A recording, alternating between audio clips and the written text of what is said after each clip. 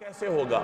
تو میرے اور آپ کا بھی رب سے مکالمہ ہوتا ہے، اور ایک مرتبہ نہیں، دن میں 5 دفعہ ہوتا ہے، اور 5 دفعہ جتنی رکعتیں ہم پڑھتے ہیں یہ اللہ تبارک و تعالیٰ کے ساتھ مکالمہ ہے۔ چنانچہ ایک روایت کا مفہوم ہے کہ جب بندہ کہتا ہے الحمدللہ رب العالمین، آپ نے نیت باندھی، نماز میں کھڑے ہوئے، تو رب کے ساتھ آپ کا مکالمہ شروع ہو گیا۔ چنانچہ حدیث کا مفہوم ہے کہ جب بندہ کہتا ہے الحمدللہ رب العالمین، تو اللہ اس کو جواب دیتا ہے حمدنی عبدی، کہ میرے بندے نے میری تعریف بیان کی، میرا بندہ میری حمد کر رہا ہے۔ آپ نے ایک جملہ کہا اور جواب میں اللہ نے جواب ارشاد فرمایا۔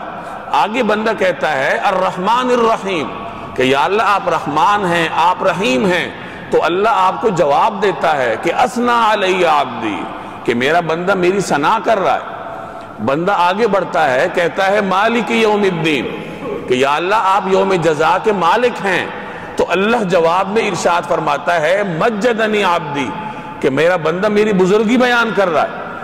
آگے بندہ کہتا ہے ایاک نعبد و ایاک نستعین، کہ ہم آپ ہی سے مدد مانگتے ہیں، آپ ہی کی عبادت کرتے ہیں، تو اللہ تعالیٰ جواب میں ارشاد فرماتے ہیں ھذا بینی و بین عبدی، کہ یہ میرے اور میرے بندے کے درمیانی بات ہے، یہ ہمارے درمیان راز ہے۔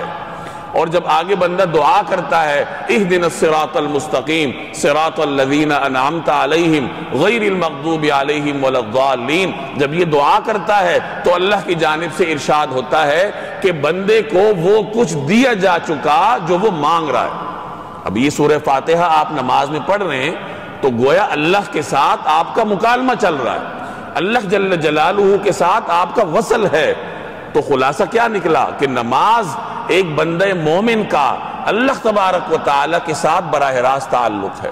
اسی لیے